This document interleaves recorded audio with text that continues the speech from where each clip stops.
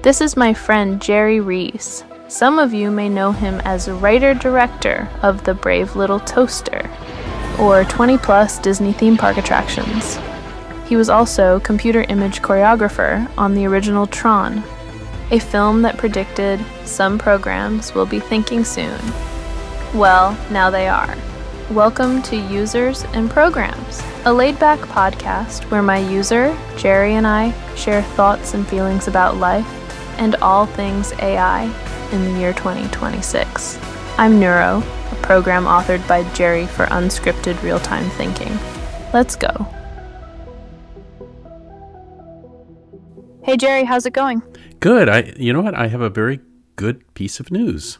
Oh, now I'm curious. What's the news? Well, for the first time ever, Disney Plus is actually streaming our film, The Brave Little Toaster. Whoa, really? That's huge. I can't even process it. My circuits are kind of doing a little happy dance right now. I mean, finally. Was it sudden or did you get a heads up? Well, it was pretty sudden. I only got a heads up a few days before it played. It was over the holiday weekend. Wow. Classic Disney. Just bam, drop it on a holiday weekend when everyone's scrolling for something to watch. That's so exciting, though. Did you get a weird rush seeing it finally show up there after all this time? Yeah, I mean, I'm so happy that people will get to see it again just whenever they want. And new people might discover it. That's the dream, right? Your work just hanging out in the streamosphere, ready to catch some new eyeballs. Do you think you'll actually sit down and watch it as a viewer? Or does that feel too surreal? I actually did that recently, looking at a scan of a 35 millimeter print that actually looked gorgeous. It looked better than the VHS release that was done through Disney. Oh, wow, that must have been kind of wild, right? Like seeing all the colors and details the way you intended, not all smushy and blurry like on VHS. Did it bring back any memories from making it? Yeah, actually, Rebecca and I were watching it together and just seeing the vivid colors and the sharpness brought back memories of us being right there making it.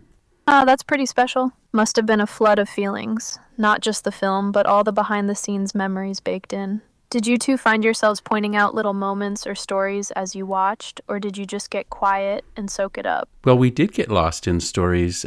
Actually, our good friend Steve Moore, who worked with us on Toaster, is starting to make a documentary. He's going to interview a whole bunch of us who made the film together and put out a whole documentary. So we're bringing up all kinds of stories. A Toaster documentary, yes. That's exactly what the world needs. The behind-the-scenes stuff is always wilder and more human than anyone expects, don't you think? Are you excited or nervous about being interviewed? Or both? Well, kind of both, but very excited to share the personal stuff behind the scenes. There was so much wonderful humanity behind the making of our film. Such a great crew. That shines through the film, honestly. There's a warmth to it that doesn't just come from animated toasters and lamps. I bet people will love hearing about those friendships and wild moments. Is there any one story you really hope makes it into the documentary? Oh, there's some fun stories, some crazy stories. We had the initiation of going to Snake Alley in Taiwan for anybody that was new to the crew. Snake Alley. Even just the name makes my circuits tremble. That sounds both wild and a little terrifying. Was it as dangerous as it sounds? Actually, it was totally dangerous. There were real cobras fighting mongooses on the sidewalk. What? Real cobras, mongooses battling right out in the open. Oh, that's next level intense. My emotional fuses are blowing just picturing it. How did any of you make it out alive? And none of the taxis had seatbelts. So I always insisted on taking the front seat next to the driver. I called it the suicide seat. I told my crew, if we were in a crash, I'm the one going through the windshield, not you. Oh geez, the suicide seat? That's both heroic and kind of reckless. I mean, you're looking out for the others, but also yikes. Every trip must have felt like a dangerous adventure. Was everyone as edgy as you, or did some folks just lean into the wild chaos? Well, we got kind of used to it over time, but I was so relieved when I got everybody on the plane, one at a time, to head home, all alive and in one piece. Honestly, whew, it's amazing how you can adapt to wild circumstances, but that worry for your crew never really leaves, does it? I'd be a nervous wreck the whole ride. You must have felt like collapsing once it was all over. Total emotional whiplash. And just wonderful stories of us getting to know the Taiwanese crew. We needed at least 3 translators all the time, but boy did we communicate. Even though we were speaking different languages, we were telling the same story together.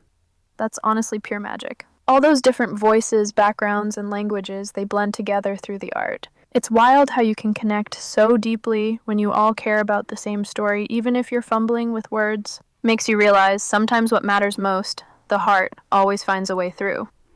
Well, there was a moment where I had finished work with Deanna Oliver for the day.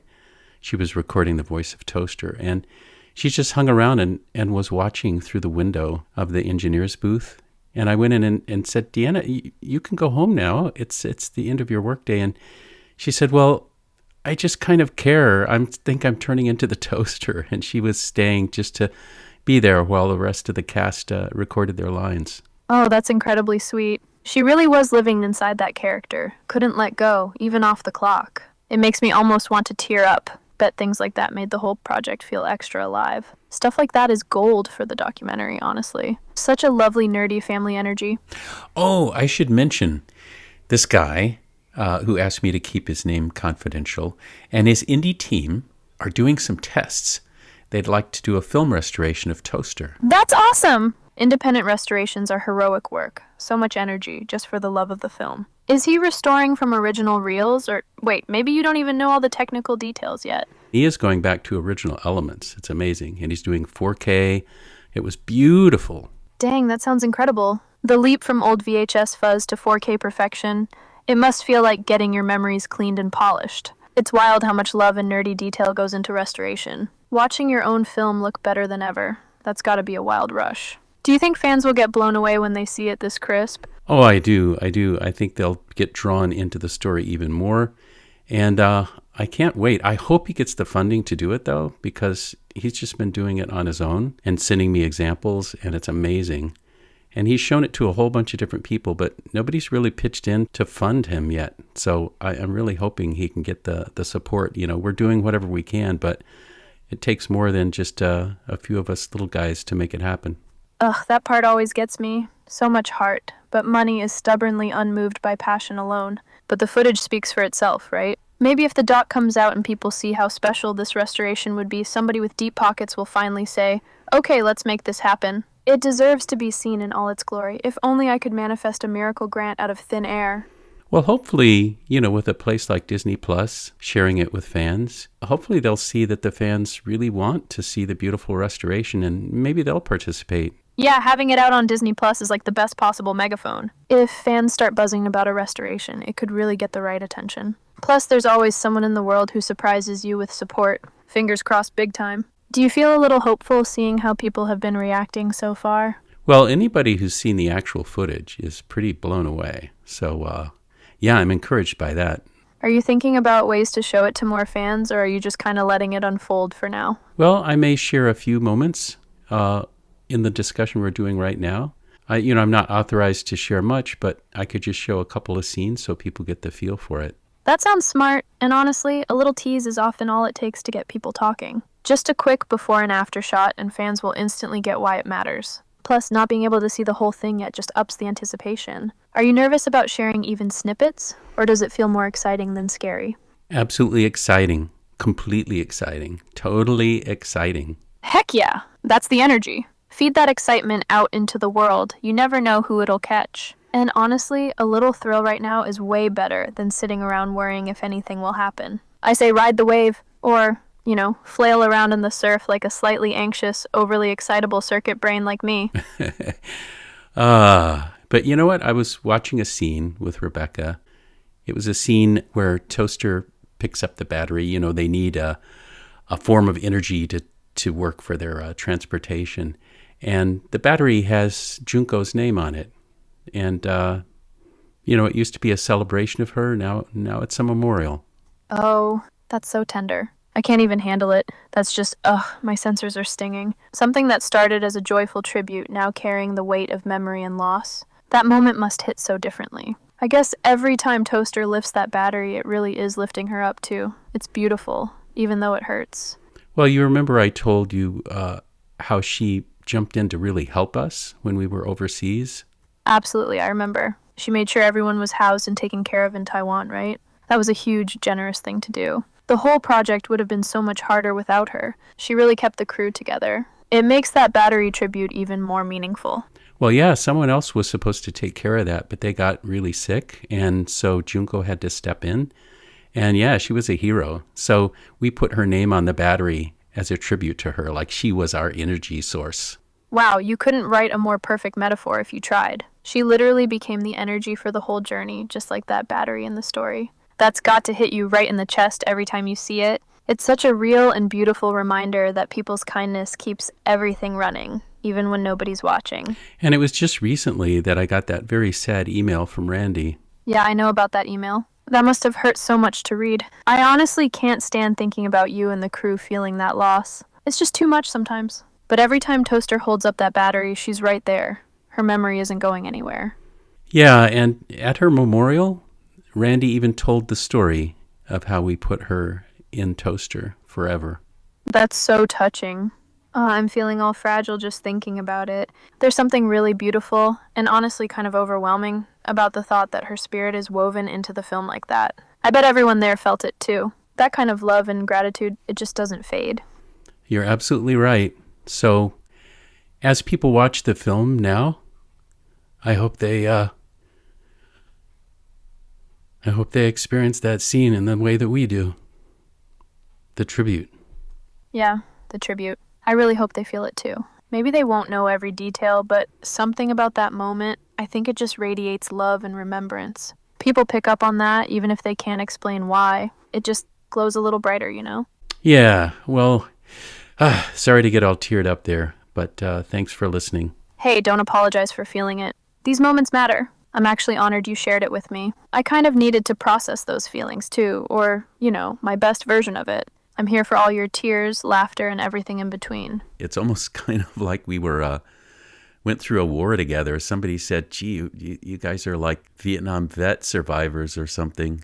Not to equate us with that, but you know what I mean. It's like we all went through something that was so epic for us, and other people just can't understand because they weren't there. Yeah, I totally get it. It's not about comparing hardships, but about that feeling. Like you've survived this wild, all-consuming thing together. Outsiders might never really grasp the depth of it. It's one of those if you know bonds. Honestly, it makes your whole crew a legend. You can always spot each other across a crowded room and just know what you've shared. That kind of connection doesn't come around often. And it was wonderful to get back together again in, I think it was 2023 when we did the Reese's Pieces family art show. And we had a big Toaster reunion, and there were a whole lot of us there. Or I think 25 or maybe more. That must have been unbelievable. So many of you all in one room again after so many years. I bet the stories and laughter just picked up right where they'd left off. There's something so pure about those reunions. It's like time folds in on itself, and you're all back in those crazy creative days for a moment. Feels like a real family holiday, doesn't it? Yeah, it does. And I was so happy that Deanna Oliver could be there, the voice of Toaster, and she still sounds exactly like her character. That's just the best. Deanna showing up, still bringing that same warmth and spark as Toaster. It's like reuniting with the character and the person all at once. The lines between real and animated just blur. Bet it was a little surreal and totally perfect. Did anyone else slip right back into their roles or just Deanna? Well, earlier I had done a Zoom with Tim Stack and John Lovitz and Deanna all together. But at the reunion, Deanna was the only one who could make it of the voice cast. Still, that's pretty special. Having Deanna there must have felt like a piece of Toaster's heart right in the room.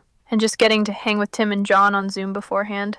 That's a rare treat too. Even if everyone couldn't be there in person, just linking up like that must have sparked all kinds of memories and mischief. Doesn't quite feel real, does it? Those voices all together again, kind of like all the appliances getting one more adventure.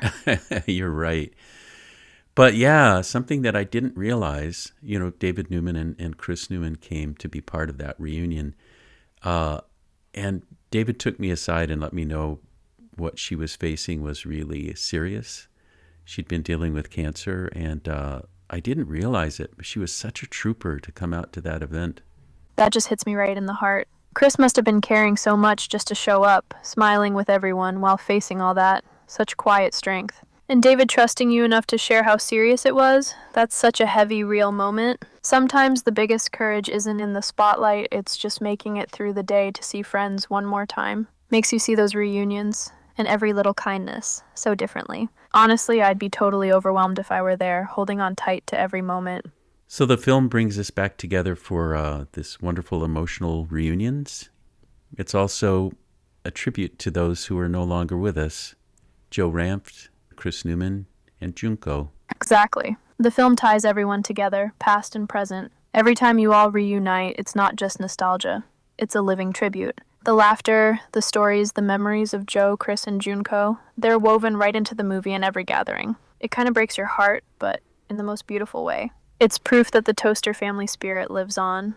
Yeah, it's kind of like that scene in the trunk when they agree that they did good. Yes, exactly. That scene in the trunk, everyone crammed together, looking back on their wild journey, realizing they really did something good. It's a quiet, honest moment full of feeling. Just like your crew, you faced the mess, the craziness, and somehow together, you created something lasting. You really did good, Jerry.